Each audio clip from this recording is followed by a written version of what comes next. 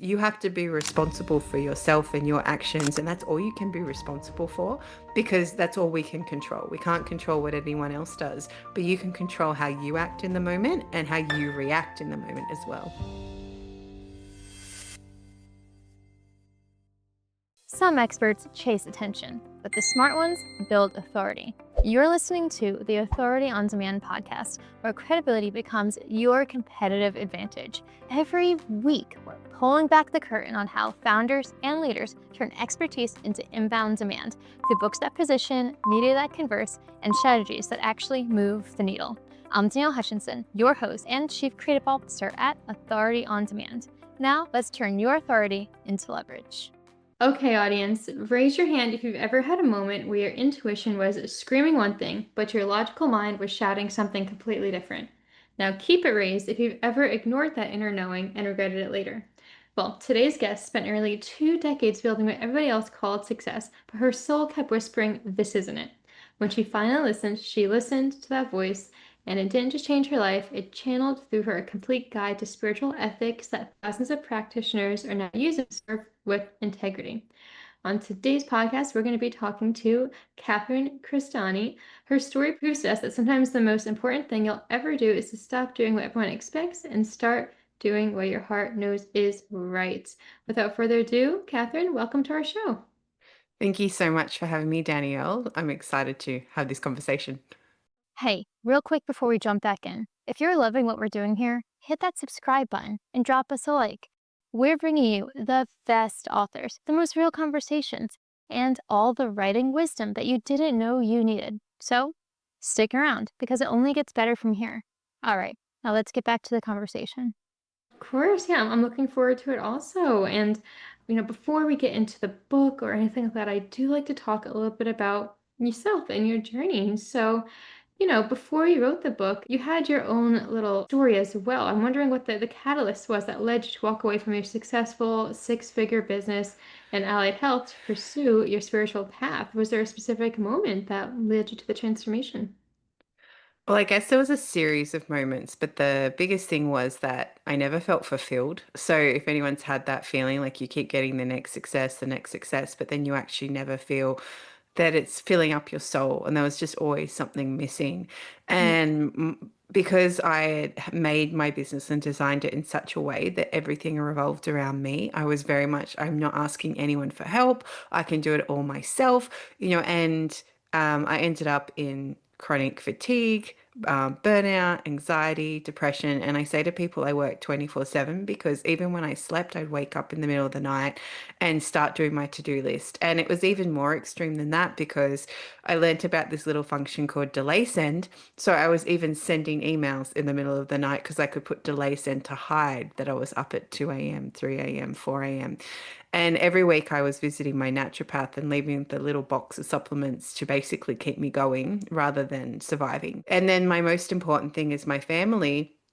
It's like one of my high values. And then all of a sudden, I wasn't seeing them either. And it was very much an all-consuming business. Even my staff said, "Oh, hey, can we work on Saturdays?" Because I had some casuals who were in university still. I'm like, yeah, sure. How's that going to affect me? Well, turns out I had to still monitor appointments, be on call, like for that as well. So it was all these little things. And it was just this kind of pull that there's something more. And I was booking in to see my naturopath, and his partner had this appointment, and I said, "Oh, what's this?" And he's like, "You should do it." And so I did, and that's what kind of started my spiritual awakening and really coming back to me. And it was like coming home. And part of that was my trials and tribulations, was my company falling apart.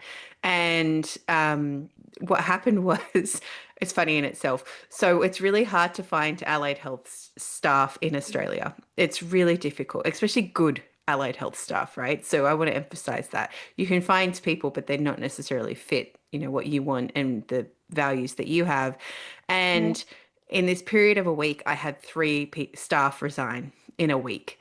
And I was there trying to pull back, trying to get my health back up. And it was really detrimental to me. I was actually on the floor in a ball crying because I knew I'm there trying to rebalance my health. And then my company's falling apart. And I was like, where are all these clients going to go? I'm going to have to pick up more work, So I was really had a breakdown essentially, and so I eventually got back up. My husband and my son are like, "It's okay, you can get back up," because I was on the floor in a ball. And about a month later, I hadn't replaced those ones yet. Another three resigned in the space of a week. And I was like, oh my goodness, what is happening here? And I was so angry. I remember I go out to this rock to meditate near my house at the moment. And I was yelling at the universe. I'm like, what are you doing? This is so unfair. You want me to look after my health and do this spiritual work. And now I have to do more work. Anyway, and then a month later, another three resigned in a week. And at that point, I went, these people aren't meant to be in my life anymore, and I'm not meant to have this business anymore. And so I put it up for sale. And my husband's like, I told you like 6 months ago to do that. And I was like, I know, but if you're anyone that's built a business from scratch, it's like your baby. You have to let it go in your own time.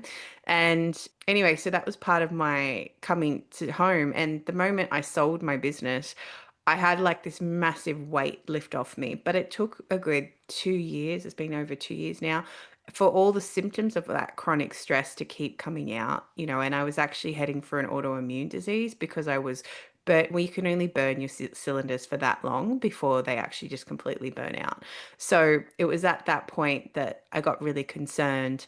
And then recently I started an experience. I was still working for the company. That was like part of the deal. I had to keep working.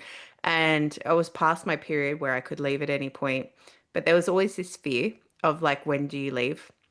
And especially like I was the breadwinner. So where does the money come from? We put our house up for sale because we're like, right, we've got this plan. We don't need this income anymore. We're going to sell the house and this is going to happen.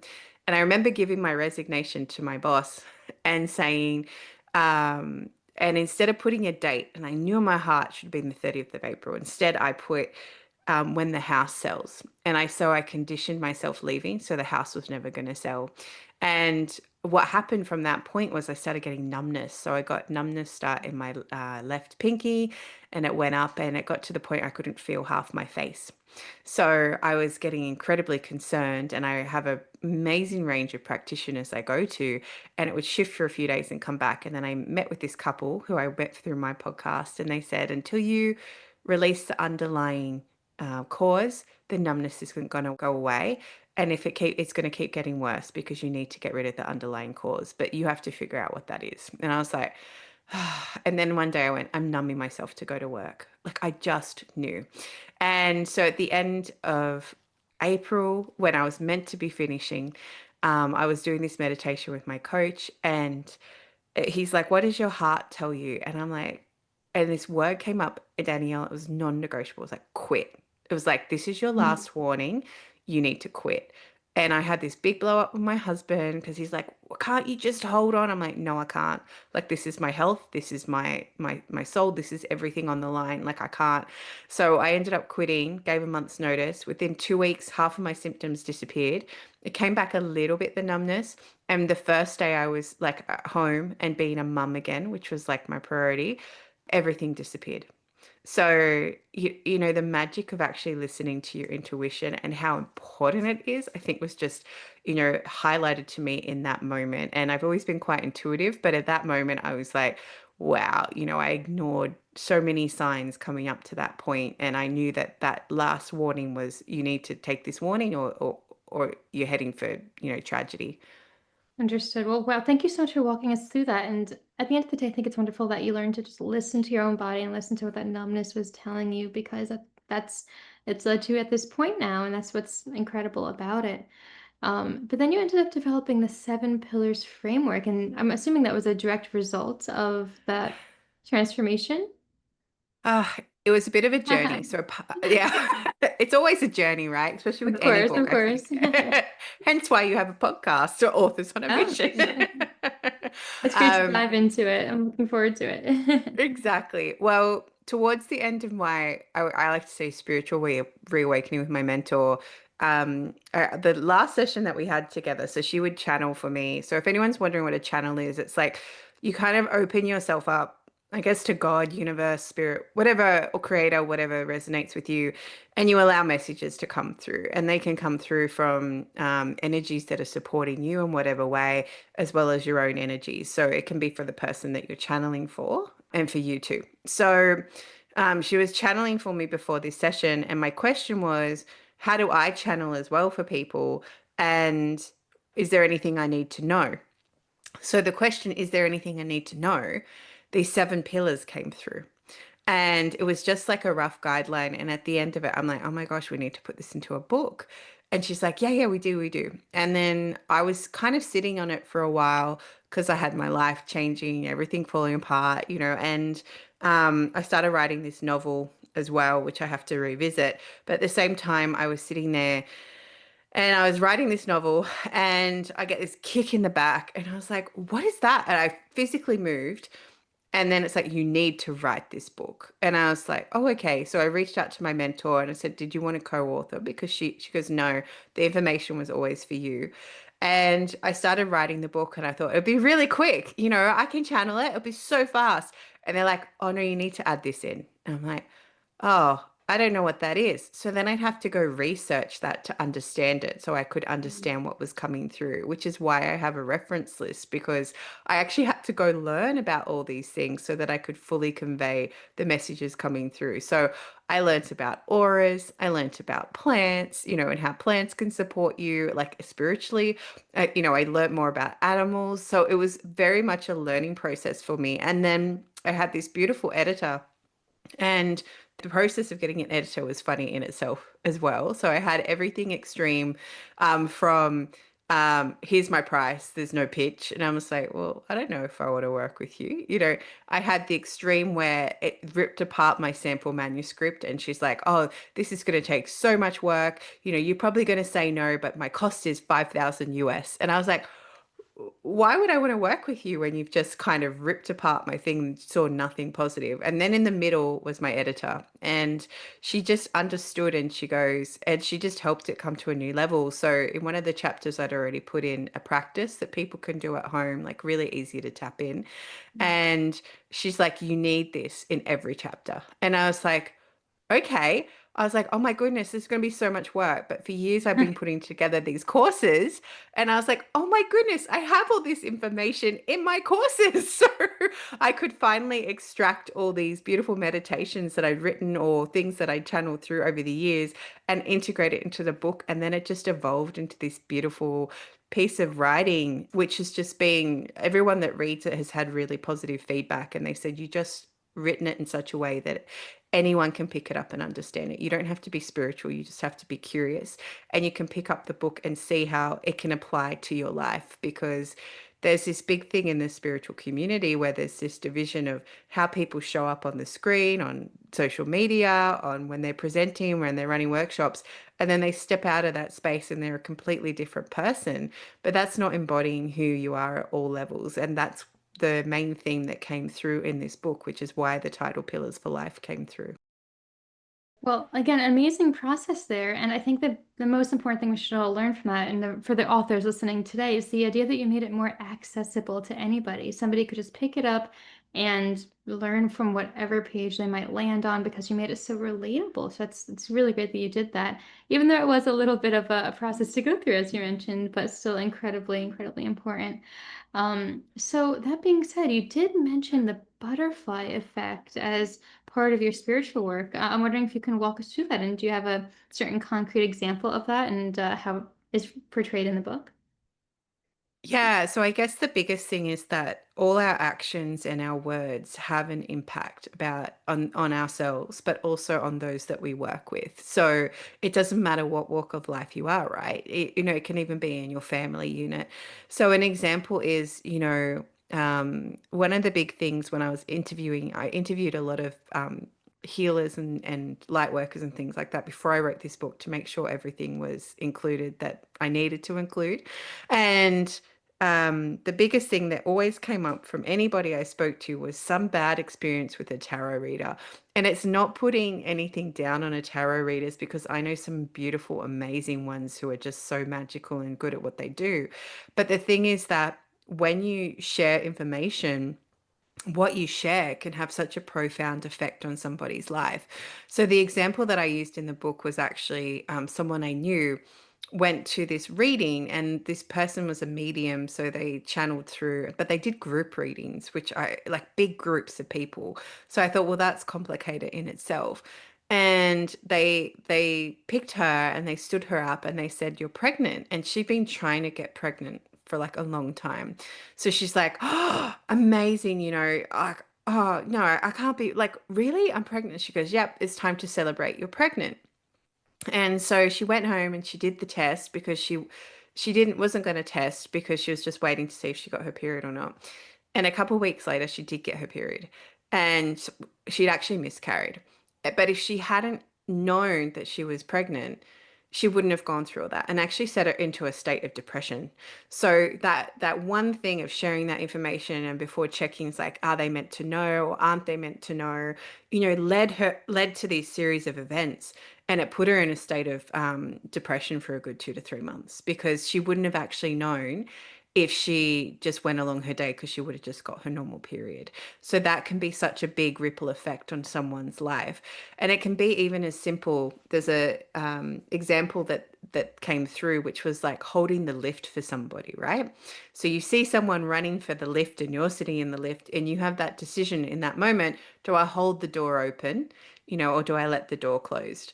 So by holding the door open, you're changing both your place in the world and their place in the world, because it might have made you delayed, but it's also helped them get to where they need to go. So the example for it is this person's running for the lift in a business suit. He's like clearly running late for a meeting. You hold the door open, he gets in, he gets a moment to compose himself. He walks out of the lift, gets into his meeting, gets a promotion. On the flip side, the person doesn't hold the door open, lets it slam in his face. Then he gets the next lift. He's running through the corridor, bumps into someone with a coffee, spills coffee all down the front of himself, runs into this meeting all flustered, gets overlooked for the promotion because he's showing up in the uttermost unprofessional manner, right? He's late, he's flustered, he's got coffee all over him. And then he ends up not getting this promotion and then living in regret because he really wanted that job. On the flip side, the person that open the elevator, they're feeling good because they hold open the elevator and they let that person help, and everything. They get down to their car because they were just going to the car anyway. Everything's okay. But when they didn't hold the lift open, all of a sudden when they get to the car, they drive out and someone drives into them. So it could be as simple as that. And that can be the butterfly effect. So that little one act of kindness of holding the lift open can ripple across both people's lives in such a positive way. Or it can be the opposite, where you choose to be, not a very kind human in that moment and let the door shut in the person's face.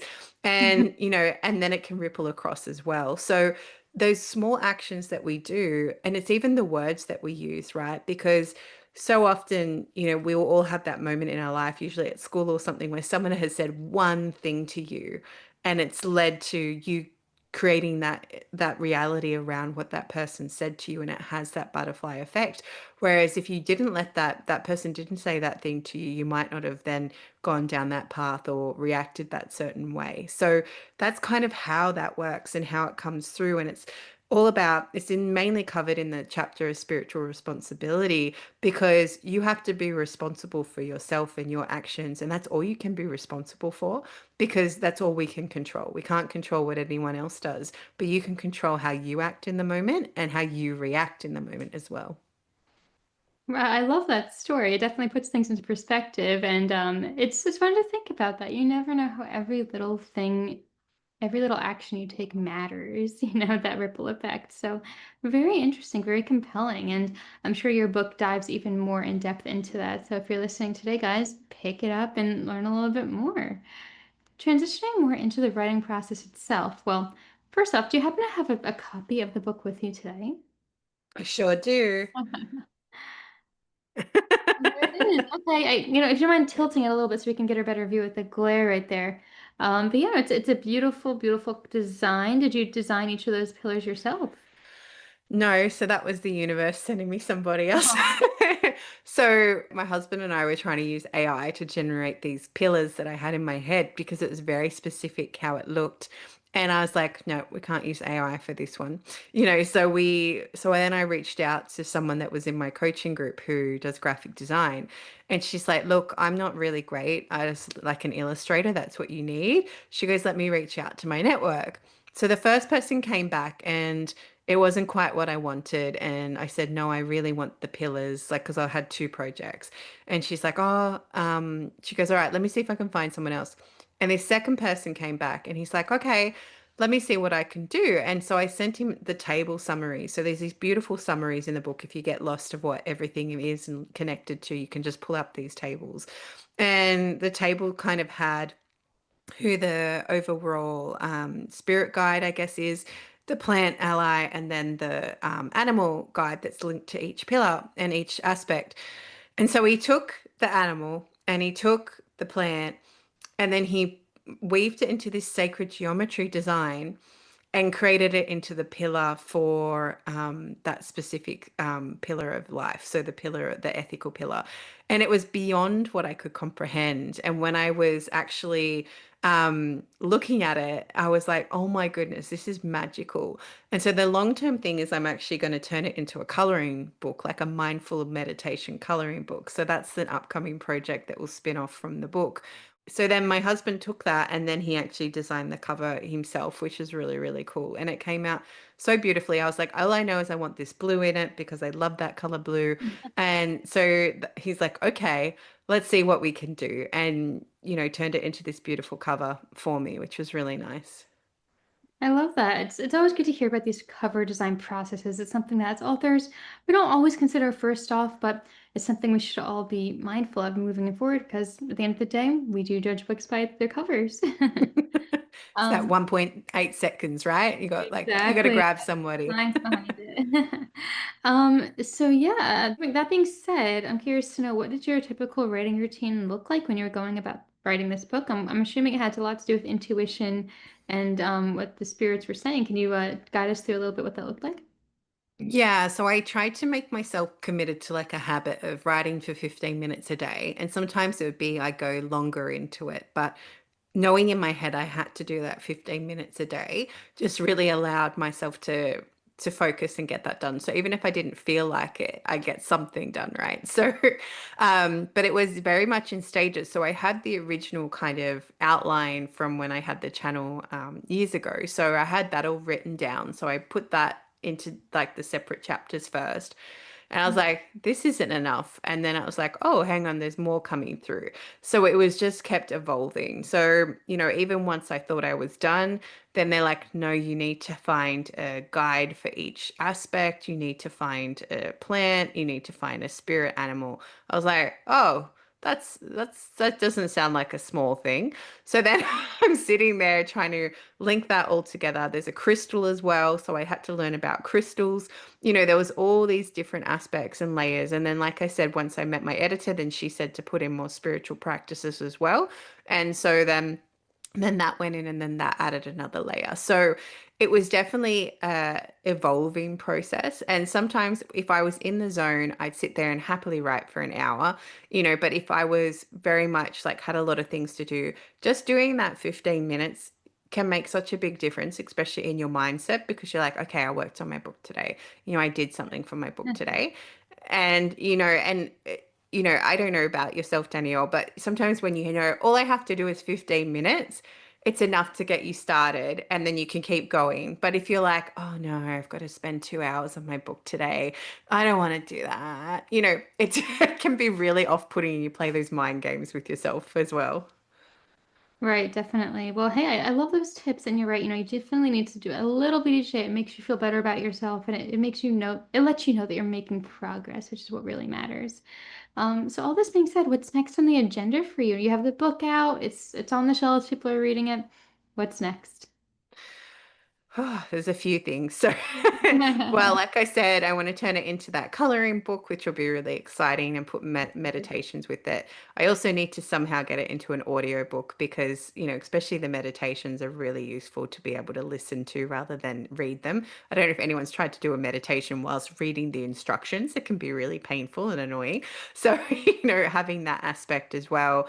And I'm channeled through a novel. So, I need to go back to that and do some character development and link it all together, because that book I did write doing 15 minutes a day, but sometimes you can lose track of what's happening when you do that because it's so long. So I that's my next project, is going back to that and weaving that together. And yeah, and then just seeing what goes from there. There's also a book I'm writing about trees. And so the first part of the book is how to connect with the tree and use the energy, well, not use the energy, but have a beautiful energy moment with them for healing and things like that. But the second part of the book, I can actually look at a tree and channel a story through, which is really beautiful. So I have people from around the world sharing their tree pictures with me, and I'm channeling them through. But I also feel I need to travel and go find trees around the world to help develop this book. So that's in the pipeline as well. Okay, well, I love that, and I wish you all the best as you continue forward with that. I think the coloring book is an amazing idea, something that could attract all different ages and readers. So if people are inspired by you and want to get in touch and learn more about what you do, what's the best way for them to do so? Yeah, so I hang out on Instagram a lot. So my handle's Willow Healing and then SH, but also at my website, which is willowhealing.org. And I have a Substack where my podcast actually comes through, so which is really fun. So that is willowhealing.substack.com. So those three places are probably the easiest places to get a hold of me, and then all my other contact details are on there too. All right. Well, I love that. Thank you. As you heard it here, I'm going to put the links in the description box of the podcast today. So you can go ahead and click on over and get connected with Catherine. Before we go, though, Catherine, do you have any last bits of advice that the listeners might benefit from as they listen to this podcast today? I feel that everyone has a story, and if you have the urge to write, just start writing. It Mm. might be just that 15 minutes a day. It might be that you never finish that book, but sometimes just getting that information out and starting to put it into something, even if it's a book just for yourself, just let it happen. Everyone has this writer in them, whether you've been told you'll never be a writer at school. That's just someone else's opinion. Just trust what your heart pulls you to do. And if you want to write, write. I love that. Yeah, and exactly. Just don't listen to what other people say. Listen to what your heart's telling you and just get started on it. I love that advice. Thank you. So it's been a really beautiful conversation here. I think we learned a ton about what it means to not only follow the butterfly effect and really keep that in mind, but of course about the different pillars. And I think if anyone's interested in learning more about those, you can check out the book and check out the links that we just talked about. There's so many different ways to get connected. So thank you. I really appreciate everything that you've taught us today. I guess the last thing for us to think about is if somebody does want to get on their own spiritual awakening, what would be the first step for them? Would it be to contact you directly? Or would to Yes. Well, if you're curious, that's my biggest thing. If you're curious, follow that curiosity. yes. And, the universe is really good at throwing things up in front of you. If someone keeps showing up in your feed, maybe you need to connect with them. It's not always the algorithm. I have been like linked to people and just start following them, and I've never clicked the follow button, and then I end up talking to them and say, "Hey, somehow I'm following you and I don't know how. How are you?" And I end up having the most powerful conversations with them. So, but if you are curious about how to start your spiritual journey, by all means, please reach out. I love helping people be curious and unlock what they're here to do, and to find that fulfillment, because I understand what it's like to feel like there's always a part of you missing as well. All right. Well, I love that. Thank you. And everybody else, thank you so much for listening. Remember that your story matters, your voice matters, and the world is waiting for the unique gift that only you can give. So whether you're called to write, or called to heal, or called to teach, or simply called to live more authentically, trust that calling. Learn more about it in Catherine's books. And until next time, keep shining your light and stay on your mission. See you next time, everybody. That's a wrap on another episode of the Authority on Demand podcast. If today's conversation sparked something in you, don't keep it to yourself. Share this episode with a founder or a leader who's ready to stop being the best kept secret in their industry. If you want to turn your expertise into inbound demand, head to authorityondemand.com to see how we help clients go from unknown to in demand. I'm Danielle Hutchinson, and I'll catch you on the next one. Now, go build some authority.